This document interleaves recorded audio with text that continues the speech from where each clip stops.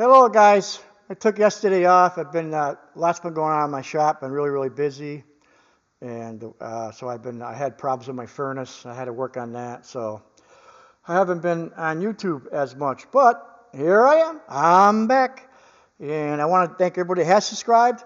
We're doing pretty good. The channel's been doing good, mostly because of you guys. I really appreciate your support and being there for the channel. And today we're going to go back into flex head ratchets. Today we're going to be starting 3/8 drive. This one here, I wouldn't call it it's a little bit longer than the regular length. It's extendable. It's made by Stanley. Stanley is in the house. And let's take a gander. This is made by Stanley. And there's the model number 7-85-782. I bought this at Walmart about 5 years ago. And I've used it, well, more than I thought I would. And I have a lot of ratchets. Anybody that's been following me knows this. I have lots and lots of ratchets. This is kind of a cool little ratchet. It's got a lot of good things going for it. I paid like $20 for it 5 years ago at Walmart. I've seen it on Amazon for like $50 now. I don't know. I would try to buy it at Walmart if you're interested.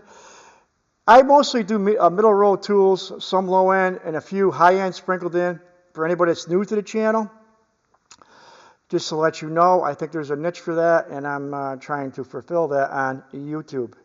What's the first thing? Well, the chrome's not too bad for this, for what you pay for it, and it's got the nice knurling on the handle, which I really like. It's not really aggressive, but it's not bad. It feels pretty good in my hands. It's got knurling on the lock ring here too, where you extend it. It has 5 positions. Let's take a gander. I'll bring it all the way out first. It's got 5 positions. That's position 1. And the length of this goes from 10 and a half to 14 3/4. So that's 14 3/4 there, which is pretty long. It's a little bit longer than probably, as you guys all know, the gear wrench, 120 XP. It's a little bit longer than that, maybe 1.5 inches. I use that for reference, and a few more things I'll show you in a minute. It goes all the way out here to 14 3/4. Then you move this. There's number 2 position, number 3, number 4, and number 5. So it's got 5 positions. Is there a lot of play in there? Not really. How much torque would this handle? Well, it's a 3/8 drive ratchet. It's not a breaker bar, guys, but I have took off lug nuts with it, and I haven't broke it yet. And I probably use this ratchet, I'm going to say 100 times. I don't know. I got so many ratchets, but I've had it for 5 years. It does got the locking, which I really like, and there's 5 positions with this too. You push it in, unlock it, push it that way, and it locks. It's got 5 positions that way. That's 1, 2, 3, 4, 5. I guess it'd be like a spinner there if you had it like this, and you're... So that's a plus. I do like the locking pin. I think that's why I bought this. I saw it at Walmart. I was shopping with my wife, and I says, "Boy, Stanley's all right. Let me look at this ratchet. It's got a lot. It's a 3/8 drive with a locking pin. So that's one reason why I bought it. It has held up. To my surprise, I thought maybe I'd break it, but I haven't broke it. And I took off lug nuts with it. I don't suggest use a 3/8 drive ratchet to take off lug nuts, but I wanted to see if it could handle the torque. It does got some play here. In the flex part, I'm not going to tell you it doesn't. It's not excessive, but it does got some play. You can see it there or not. And I'll put it next to a gear wrench. The gear wrench has got probably about the same amount of play. A little less. Can you see the gear wrench moving? There's a gear wrench play. And there's the play on the Stanley. The Stanley is a little bit more, not much. That would be its weak point, I would think. If it was to break, that's where it's probably going to break when they got it fully extended. But you can see it's pretty beefy. You got the gear wrench here on the side here. It is pretty beefy where the ears are, where it connects to the head. It is 45 tooth. Boy, that's a mungo, 45 tooth. I know the 1/2 inch drive one they make, I went on Amazon, is 72 tooth. I wish this was 72 tooth, but for the most part, I haven't minded it was 45 tooth. And the reverse lever is not recessed. It does stick out a little bit. That could be a problem with some of you guys. It does got the push button to release the socket. And It's got an enclosed head, which I like to see. I'm not sure if there's an O-ring in there. I never took it apart. There it is there. If you want, take a gander. Good little look there of it. The head's pretty small. It's not really a bogus, like a chunky monkey China crap. I'll put it next to the gear wrench again. This is the older style gear wrench, not the newer XP120. It's the older one. The new XP120 is really small. Let's put a caliper on it. We'll first put a caliper on the gear wrench because you guys are all familiar with the gear wrench. Gear wrench is in the house. Gear wrench is 33.39 mil. 33.39, that's pretty small. Make sure it's zeroed. It is zeroed. Let's zero it. Okay. 33.39, is that what it was? Or smaller. Almost a millimeter smaller. We'll do it again here.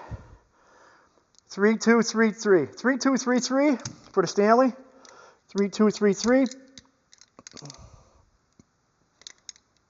3233, 3342. So the gear wrench is 1 millimeter bigger. So it's got a pretty compact head, guys. That's a plus, being a low profile. If you go the other way, I do believe it is a little bigger. Let's go the other way. Let's zero it. And it is 14.55.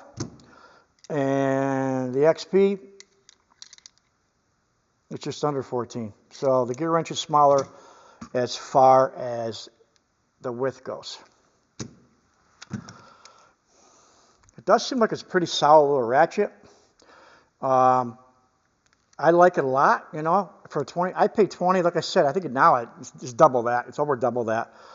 It's a pretty solid ratchet. Like I said, I don't recommend using it. It's not a breaker bar, guys. You start reefing on this, you know, up to 140, 150 pounds, you may break it. I don't know. I know it takes off lug nuts. I've done it on my Honda Civic.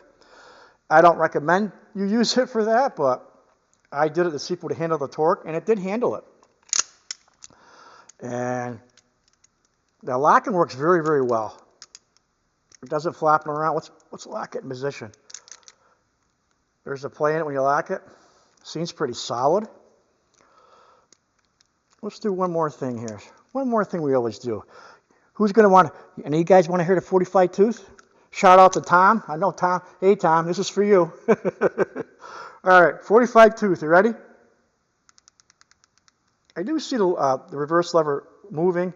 You know, I've never had any problem with it, guys, but usually you see that, you know, you say, well, it's cheaply made, but it does move.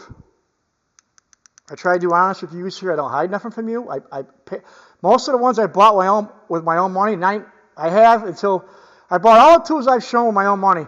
But tomorrow I'm going to show you something that was given to me. Tool companies are starting to reach out to me, and I'll always be transparent about it and let you guys know that before I do the review. You can see the reverse lever moving,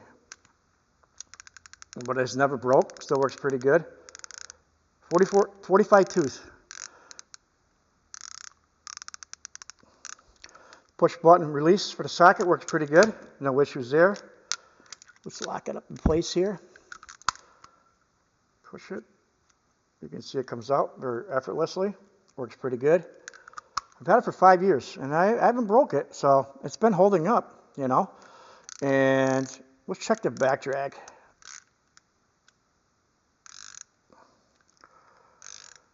The back drag there's not a lot of back drag in this ratchet. It's very, very good. I've had, watch, click, click, click, click, click. The back drag in this ratchet is not bad at all. Not bad considering how much money it costs. But I think now, like I said, I think now it's probably, I'm not even sure what it costs, guys. I bought it 5 years ago for 20. I would say, I saw it on Amazon, it was $50 range.